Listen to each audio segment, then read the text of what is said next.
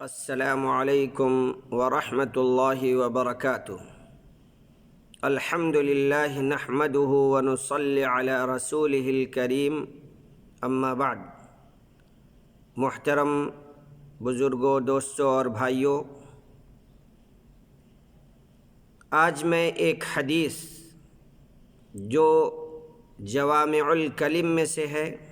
یعنی اس کے ایک ایک الفاظ بہت سارے معانی کو سموئے ہوئے ہیں،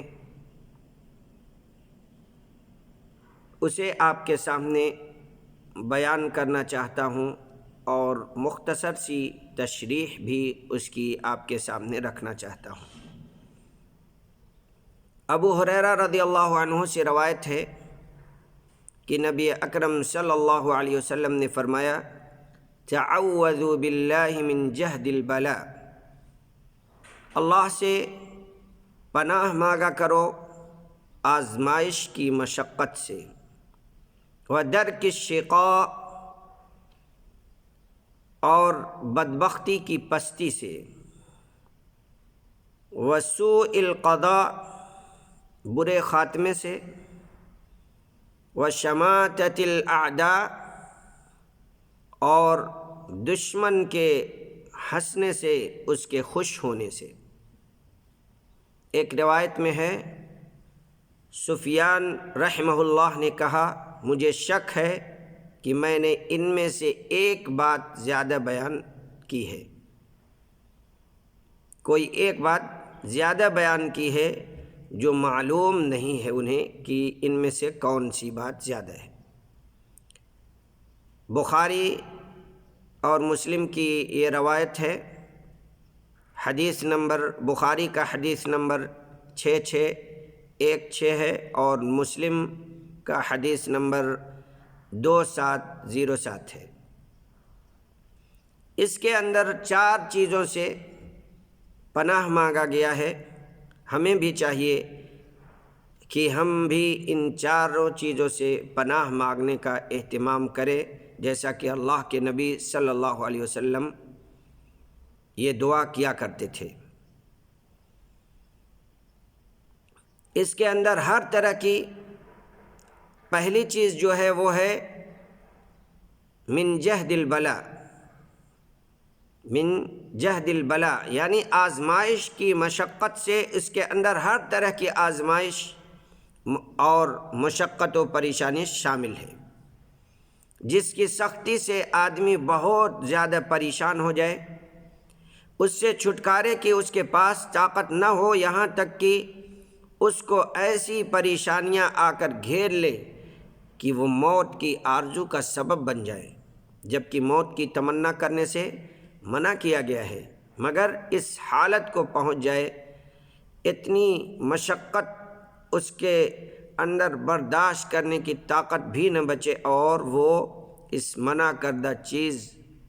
یعنی موت کی تمنا کرنے لگی۔ اور یہ آزمائش بیماریوں کی شکل میں ہو، قرضے کے بوجھ کی شکل میں ہو،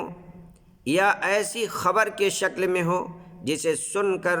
غم اور حزن و ملال کی اس حالت میں آدمی پہنچ جائے کہ اس کے دل کو برداشت کرنے کی طاقت نہ ہو۔ بعض سلف نے یہ بھی کہا ہے کہ اولاد کی کثرت ہو اور مال کی قلت ہو اور فقر و فاقہ کی سخت آزمائش میں مبتلا ہو جائے۔ دوسری جو چیز ہے وہ درک الشقاء، بدبختی کی پستی سے۔ بدبختی یہ سعادت اور نیک بختی کی ضد اور اپوزٹ ہے، اور یہ بدبختی دنیاوی اور اخروی دونوں کو شامل ہے، یعنی آدمی جسمانی اور دلی طور پر معصیت کا شکار ہو جائے، دنیا اس کے اوپر چھا جائے اور اللہ کی توفیق سے محروم ہو جائے، اور آخرت کی بدبختی یہ ہے کہ آدمی جہنمی لوگوں میں سے ہو جائے۔ اللہ رب العالمین ہمیں دنیا و آخرت دونوں کی بدبختی سے محفوظ رکھے۔ نمبر 3، سوء القضاء، یعنی برے خاتمے سے، ایسی برائی جو انسان کی رسوائی کا سبب بن جائے اور حزن و ملال کی تہوں میں ڈھکیل دے۔ لیکن مسلمان کو چاہیے کہ جب بھی غم و الم میں یا کسی برائی میں مبتلا ہو تو اسے اچھی اور بری دونوں تقدیر پر راضی ہو کر اللہ پر ایمان رکھتے ہوئے صبر کا مظاہرہ کرنا چاہیے۔ ان اللہ مع الصابرین، اللہ رب العالمین صبر کرنے والوں کے ساتھ ہے، ان کی مدد کرتا ہے۔ اسی طرح کسی کی محبت میں آ کر ایسا فیصلہ یا غلطی کر بیٹھے جو اس کے لیے دین و دنیا دونوں کے لیے نقصان دہ ہو جائے، خاص کر اولاد کے تعلق سے ہمیں عدل و انصاف کو لازم پکڑنا چاہیے۔ وشماتۃ الاعداء، دشمن کے ہنسنے سے، دشمن کے خوش ہونے سے، مطلب آدمی جب کوئی برائی میں مبتلا ہو تو دشمن، جب بھی کوئی آدمی برائی میں مبتلا ہوتا ہے، برائی اس کو لاحق ہوتی ہے تو دشمن خوش ہوتا ہے۔ لہٰذا اللہ سے دعا کرتے ہوئے ہمیں پناہ مانگنا چاہیے کہ اے اللہ ایسی برائی سے بچا جس کی وجہ سے دشمن ہمارے اوپر ہنسے، نعمت حاصل ہو تو حاسد کے حسد سے بچا، دنیاوی دشمن ہو یا دینی دشمن ہو، اللہ ان کے ہنسی اڑانے سے، ہمارے اوپر خوش ہونے سے ہمیں محفوظ رکھے اللہ رب العالمین۔ اسلامی بھائیوں، ہمیں چاہیے کہ ہم خود بھی ایسی بد اخلاقیوں سے بچیں اور دوسروں کو بھی ان بد اخلاقیوں سے بچنے کے لیے اللہ رب العالمین سے دعا کریں تاکہ اللہ رب العالمین ہمیں ان بد اخلاقیوں سے بھی بچائے اور دوسروں کی بد اخلاقیوں سے بھی ہمیں محفوظ رکھے۔ اللہ رب العالمین ہم سب کو اپنے